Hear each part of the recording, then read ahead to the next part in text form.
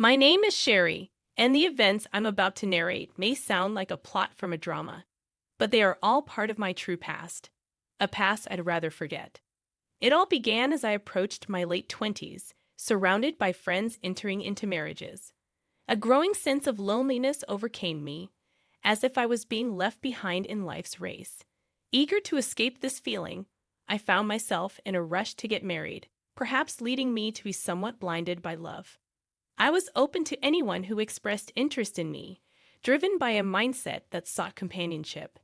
During this time, I turned to a friend at work and asked them to introduce me to someone nice if they knew anyone. Surprisingly, they did introduce me to someone, a lawyer.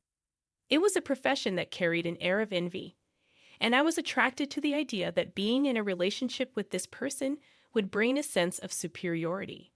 Excitedly, I requested my friend to make the introduction, and that's how I first met Chris. "Nice to meet you." "I'm Sherry," I said. "Nice to meet you." "I'm Chris," he replied. Chris left an initial impression of being kind, earnest, and gentle, a man exactly matching the type I would want as a boyfriend. As a lawyer, he embodied a level of professionalism that intrigued me. As we conversed, Chris revealed, "As you may know, I'm a lawyer." "I'm just an ordinary office worker," I confessed, feeling a bit nervous talking to a lawyer. "Don't worry. I don't make difficult arguments in my private life. In fact, I'm often scolded for being too frivolous," Chris reassured me. "That's unexpected." "I get that a lot," I admitted. "As you might have heard from our friend, I only finished middle school." "I don't think I'm in a position to be talking to a lawyer," I confessed. "Not at all. Your educational background doesn't matter. Please see me as just another person, Sherry," Chris responded. "Thank you. Yes, I couldn't go to high school due to family circumstances. At the time, I didn't think much of it. But once I started working and witnessed the gazes when people looked at the middle school graduate section on my resume, I trailed off, reflecting on the judgments I faced. I soon realized that the world wasn't as forgiving as Chris, who seemed unaffected by societal judgments. I genuinely felt happy around him. Chris was easy to talk to, engaging in a wide range of topics that made our conversations enjoyable. The atmosphere between us was comfortable, and as the night grew late, Chris suggested paying for my taxi home. "It's getting late." "Will you be taking a taxi home?" he asked. "Yes, that's the plan," I replied. "Then please let me pay for the taxi," Chris insisted. "You shouldn't. We just met today." I hesitated. "That's exactly why. Could you please meet me again? Consider it thanks for paying for the taxi." "Will you go on another date with me?" Chris asked, his words reminiscent of a dramatic scene that made my heart flutter. Mistakenly, I interpreted this thrill as the beginning of love. From that point on, we began meeting frequently, with Chris often taking the initiative to ask me out. I selfishly assumed that he must have liked me. Chris's thoughtful gestures continued, such as surprising me with a gift. "Here, would you like to have this?" he offered. "What is it?" I asked. "Open it." "I bought it thinking it would suit you," Chris said. "Wow, this is a necklace from a popular brand," I explained. "Yes. When I asked the store clerk for a recommendation, they suggested this." "I hope you like it," Chris smiled. "I'm so happy. Thank you." I expressed my gratitude. We seemed like an ideal couple, inviolable to anyone.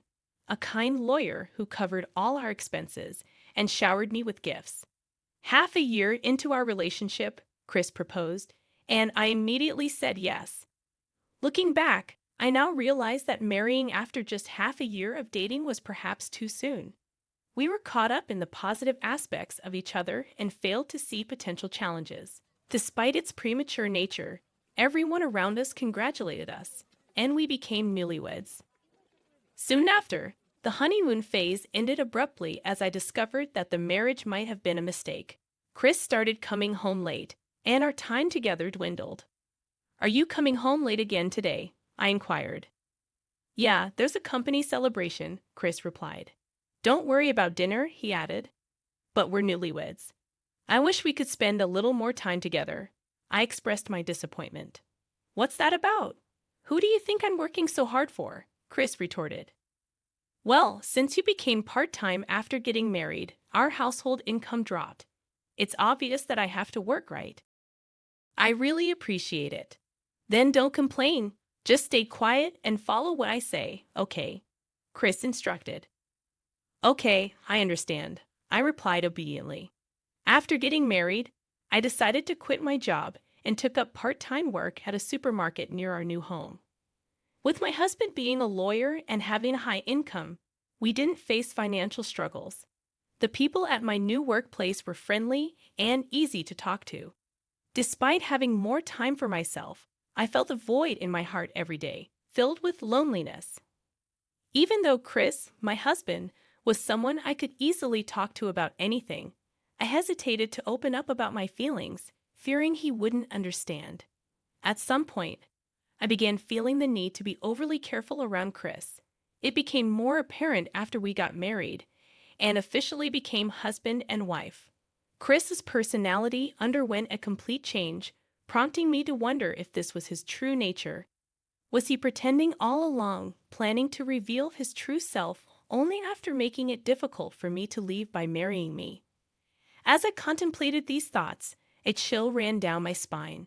I tried to dismiss these strange thoughts, convincing myself that Chris wouldn't do something like that. To prove my doubts wrong, I decided to communicate my feelings to him. Hey, Chris, do you want to go out for dinner sometime? There's a place I want to try, I suggested. Dinner? Come on, I've been going out for drinks with my boss every day. Let me relax on my day off, Chris responded. That might be true for you, Chris, but I'm just at home all the time. I just wish we could go out to eat sometimes. I expressed my desire. What are you saying? I should cater to your whims, Chris retorted. My whims? You don't have to say it like that. I just want to go out with you, Chris. That's not being whimsical, you know that. Is it annoying?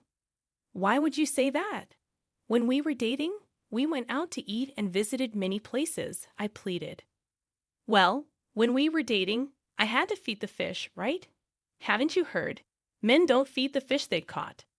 That means I just wanted a wife who would follow me. That's all, Chris explained dismissively. How can you say that? What's your complaint?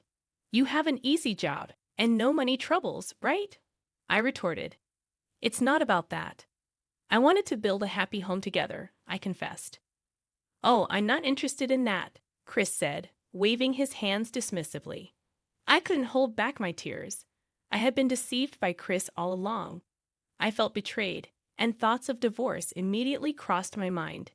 It was soon after getting married, but I couldn't stand being with such a person. However, I lacked the courage to consult my friends or parents, who had celebrated our wedding so enthusiastically. Proposing divorce to Chris seemed daunting, yet inevitable. Chris, I never thought you were such a person. I'm disillusioned now that I've seen your true nature. Yes, I'm disappointed. We don't have children, so I want a divorce, I declared. What? Divorce? You working part-time, want divorce? That's hilarious. How are you going to live after divorcing me, with your lifestyle funded by my income? You can't even talk to your friends or parents about it, can you? If you leave me, you'll really have nowhere to go, Chris countered. That may be true, but being treated like a servant by you is even worse. I can't stay with you anymore. I don't want to, I insisted. Oh yeah, if that's what you want, I'll divorce you. But remember, you'll be the one crawling back.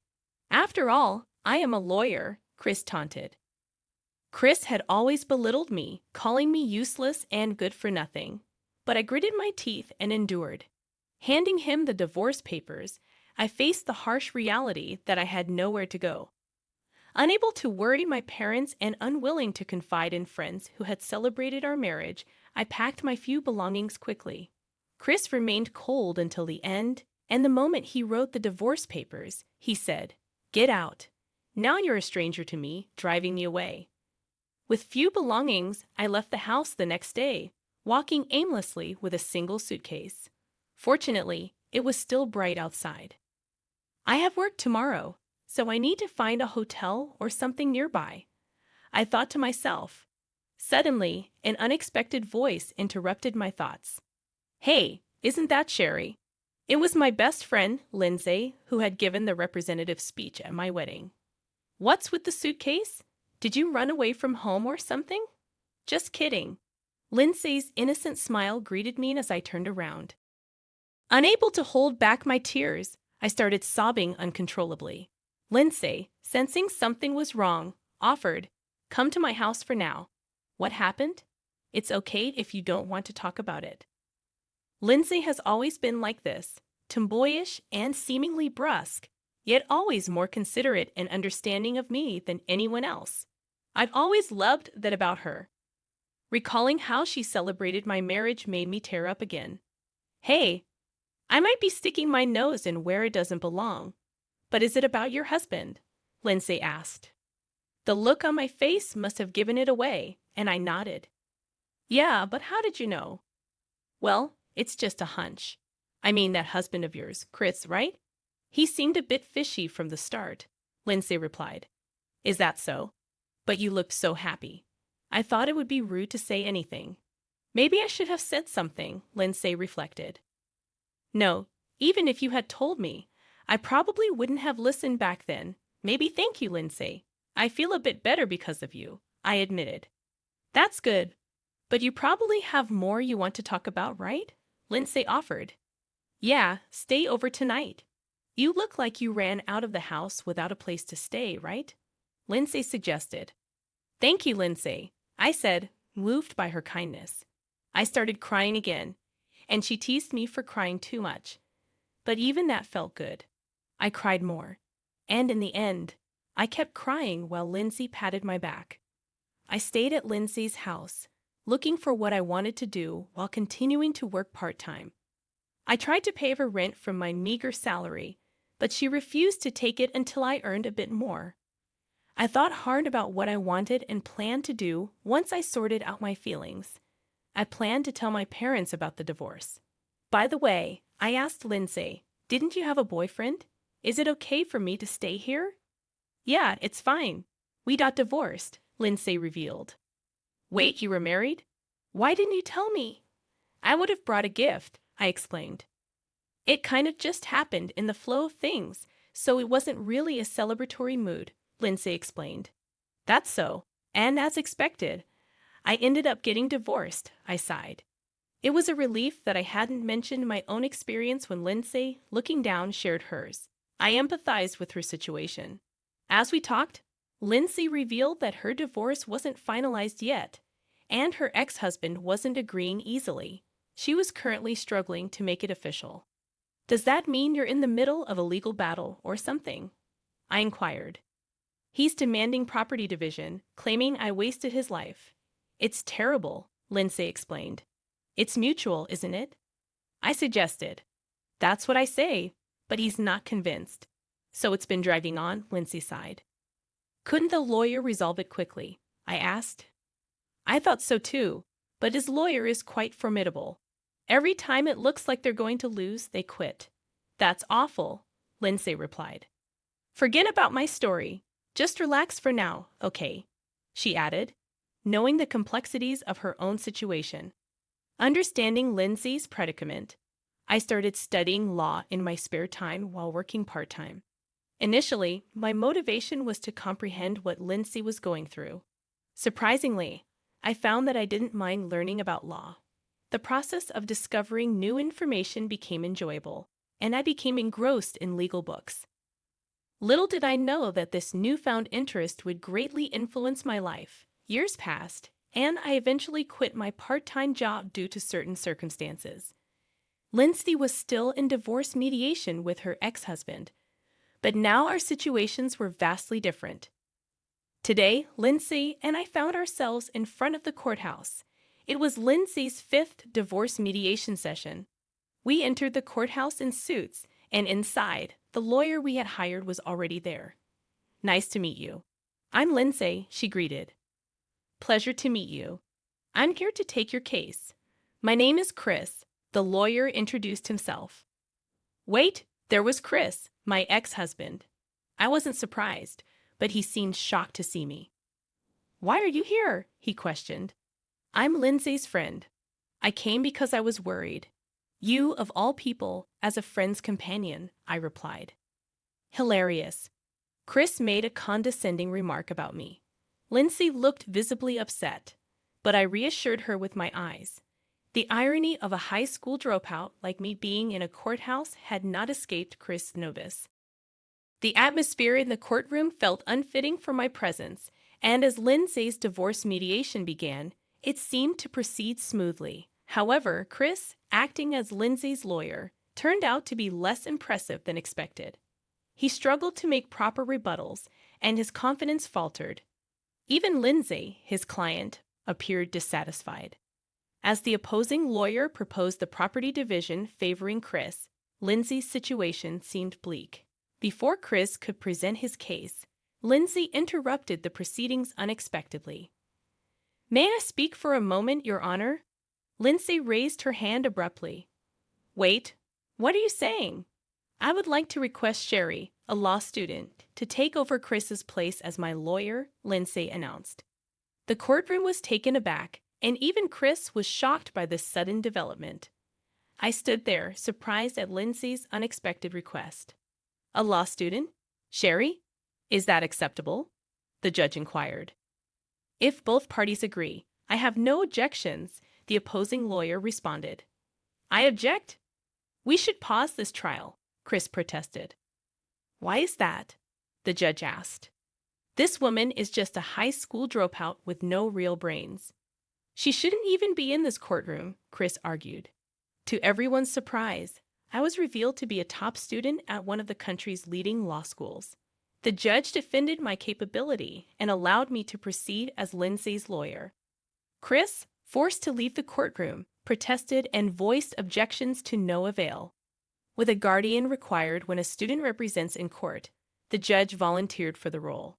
This incident quickly became news, and the story of a law student defeating a seasoned lawyer made headlines. My educational background, ironically, added to the sensation. The trial concluded with Lindsay and me winning, marking an unexpected triumph. Lindsay and I rejoiced, and our lives took a new turn. The incident garnered media attention, showcasing a law student pursuing their passion and succeeding against all odds. Subsequently, Chris, who had once looked down on me, faced disgrace and dismissal from his job. Despite a call from him, seeking reconciliation and expressing regret, I firmly ended any further communication.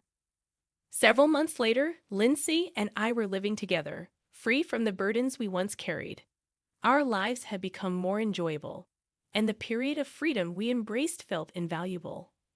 The uncertainty of future marriages lingered, but for now, we cherish the newfound freedom that life had bestowed upon us.